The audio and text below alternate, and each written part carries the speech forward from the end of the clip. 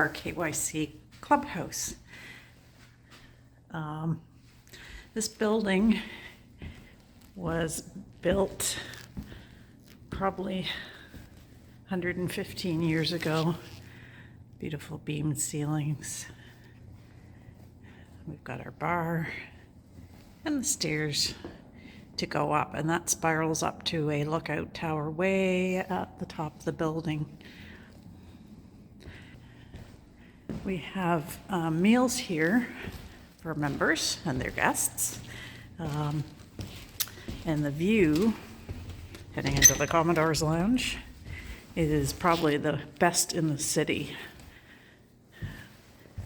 There is our marina, still full of ice. There is our river, still full of ice. That's our main wharf. We have a gas dock out there. The islands who belong to the local First Nations community, who first named this river Willistook, which means the beautiful and bountiful river, and it certainly is a beautiful and bountiful river. Up this way is the Kennebeccasis River. So we have a lovely sheltered little haven here. Going out this western channel, we can head up the Willistook or St. John River for miles and miles and miles, all the way up to Fredericton, which is the capital of New Brunswick. There's a massive lake up there. It's called Grand Lake. There's a couple of smaller offshoots of the river, the Belle Isle Bay and the Washtenamoik, where there are a lot of cottages, and there's beautiful sailing, lots of little coves, and it's an incredible river. This eastern channel takes us out. We can go up around way off in the distance. It's a little lighthouse. There's a channel because there's another island. You can go around that and up the St. John River, or you can turn right and go up the Kennebeccasis River. You can't get too far in a big boat, but there is some lovely coves and anchorages up the Kennebeccasis River. And again, there's a shot of our marina. We have 4 long docks that go out with T's on the end. This is looking pretty much directly down in the center here, down B dock, and Kismet 2.0 will be at the end of that. We're travel lift. We put in a travel lift basin a few years ago. Before that, we had to crane our boats in and out, and this has made life so much easier for us. For emergency haul-outs about it's been great. Our spar shed is right there. So tucked in behind our main wharf is this little area. In the summer, this is full of kids in little boats. We have a youth learn to sail program, or junior sailing. We also offer twice a week an adult learn to sail program, which has been incredibly popular. We've got a lot of people have actually bought sailboats after they did our adult learn to sail program, and it's always full. So that's been a wonderful part of our club. And just moving over here, there's our front lawn. We've got a lovely big anchor and a couple of cannons. We pretend to fire one of those cannons. The Commodore gets to do that on Members' Day in the spring to mark the start of the season. Now you can see where the water level is. It's way down there. The reason why we launch so late in the season, we don't launch until mid to end of May, is just the volume of the river that we have up above us. We're almost at the mouth of the river, and every spring the snow melt causes a freshet and the river rises.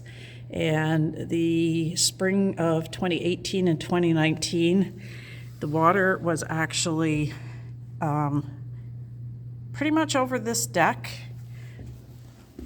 and we had a small puddle inside this doorway. The water was just under the floorboards of the clubhouse. This was an open porch when we closed it in.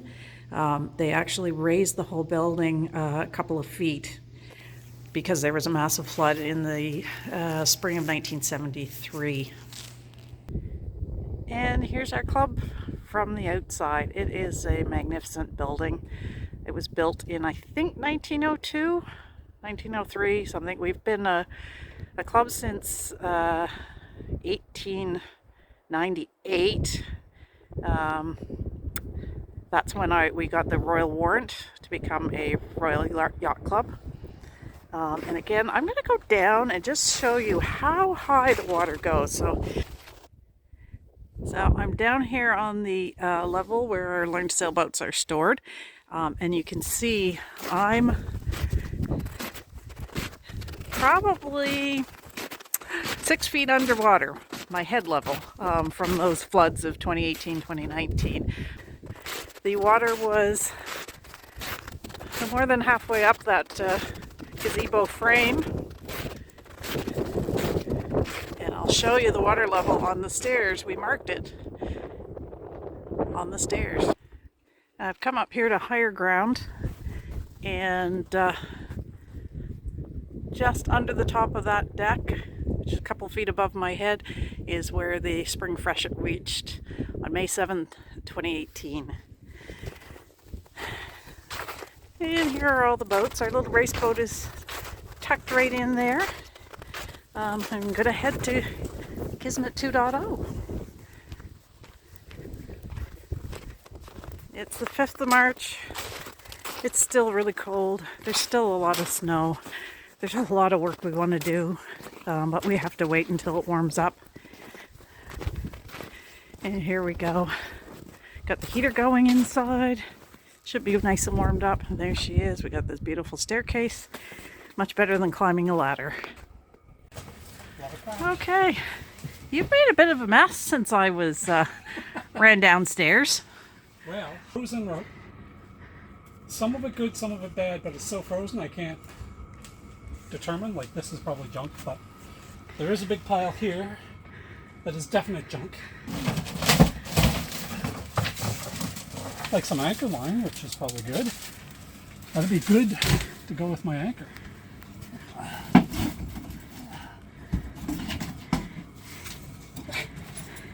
Garbage. Yeah, too bad. It's a good gas can with a nice, maybe that's salvageable. Pour and store, like it's, so I like that. I'll keep that till it's warm.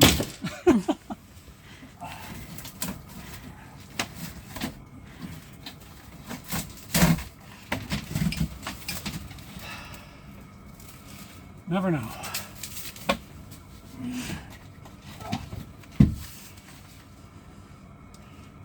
Could be a docking line. Garbage. Sure, it'll be fine when it's thawed out. Yeah. What? I found a massive Danforth anchor. What? Yep. Surprise treasures. So we do have a holding tank and back. It's small, but it's a holding tank. Look at that. An anchor way in there. Looks like a good sized Danforth too. It's a Danforth style, but I'm not quite sure what. That's good. Good. Never hurts to have too many anchors. No, it does not. But now I need to wait till it warms up to get that out. But again, I'm working layer by layer. Like, this could be one anchor line and there's another one that the anchor might be sitting on. And there's a cloth bag of some sort over there, which is probably frozen in. So. Cool. And here's the new Lexan hatch. Fits in. John did some adjusting with it, so it actually fits, but now we've got to get the latch off the wooden one and put it on this, and then we can peel the paper off and see how it looks. Makes it extremely bright down here. That was actually a really easy replacement. John cut the Lexan with a jigsaw circular saws also are supposed to work, but the jigsaw was pretty quick. And anyway, a little sanding and the edges are nice and smooth. From the inside, looking out, looks close to daylight. It's quite bright. When I was out there, you could barely see the cushions and things. So Perfect. but it really brightens up in here a lot. Yeah, that's amazing. Yeah, so I'm pleased with that. And if we're worried about it, we can put a curtain. All right, the next little job is fixing up the table supports. What was there didn't quite. Doesn't work? Well, no, I would need adjustment, but I was wondering whether that high, they bind when you close. So it no longer goes underneath. So That's why they were the way they were. to an extent, yes. So partially why they're the way they were. But my blocks that I have for stopping them, I was debating whether just to chisel out a bit so that they go up into this, and that's what I think I might need to do. I can take that 1/2 inch off of these so that it goes under that, and then it sits on top of these. Like, you know how I had it flush? Oh, okay. So if it goes on top, or there's just a small indentation here, it would work. Which, trial and error, I didn't think of this until after I looked at everything. The way it normally works. So, okay, well, that's Do you fair need to have that block of wood on the bolt? Can that bolt just rest on a block of wood attached to the bottom of the table to raise it up that extra little bit? Could, yes. But then I don't want to have a great big block here. Oh, okay. Like, that's what I mean. This just needs to come down to about here so that it rides in here. See, if this comes down, if I cut this off 1 inch, so it goes under here,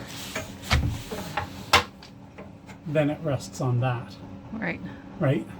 But again, if it's resting on this, which is fine, we have to have it so that that's why I did this, so that it would go in and stop. Try that again. It's behind you. Way behind. Yeah. This one's closer. So I wanted this here so that when it opened, it had a stop. And if you bumped it, it wouldn't come out. If you bumped it this way, it would, but at least it wouldn't bump this way. And we could put some sort of if you wanted some sort of a thing on there to stop it, but That's getting awfully complicated. that's what I mean. That's why I just did this. So you come out, it stops there, it's there. But if it stops and it's actually, let me try something here. I'll show you. This one's shorter because the other side, of course, boats are not square. For us to get it totally 100% square when I do it. Will that go under? Almost. See, that one will almost go under. So, yeah.